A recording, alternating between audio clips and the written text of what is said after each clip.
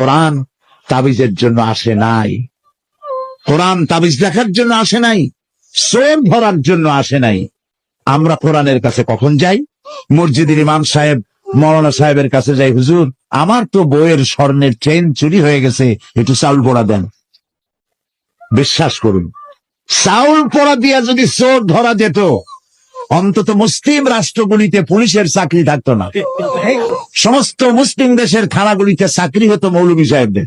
সেখানে বস্তায় বস্তায় চাউল দিয়ে বলা হতো, আপনারা চাউল পড়বেন আর চোর ধরবেন। প্রিয় ভাই সব, জেন তাড়াবার জন্য আর চাউল পড়ে চোর ধরার জন্য কোরআন আসে নাই। কোরআন এসেছে একটি সুখী, সমৃদ্ধশালী, শোষণ মুক্ত, দুর্নীতি মুক্ত, একটি ভীতিহীন, নিরাপত্তাপূর্ণ, একটি সমৃদ্ধশালী রাষ্ট্র উপহার দেওয়ার জন্য কোরআন এসেছে। কোরআন শরীফ চোর ধরতে আসে নাই, চুরি বন্ধ করতে এসেছে। কোরআন ডাকাত ধরতে আসে নাই, ডাকাতি বন্ধ করতে এসেছে। কোরআন খুনিকে ধরতে আসে নাই, কোরআন অবৈধ রক্তপাতকে বন্ধ করে দেওয়ার জন্য এসেছে।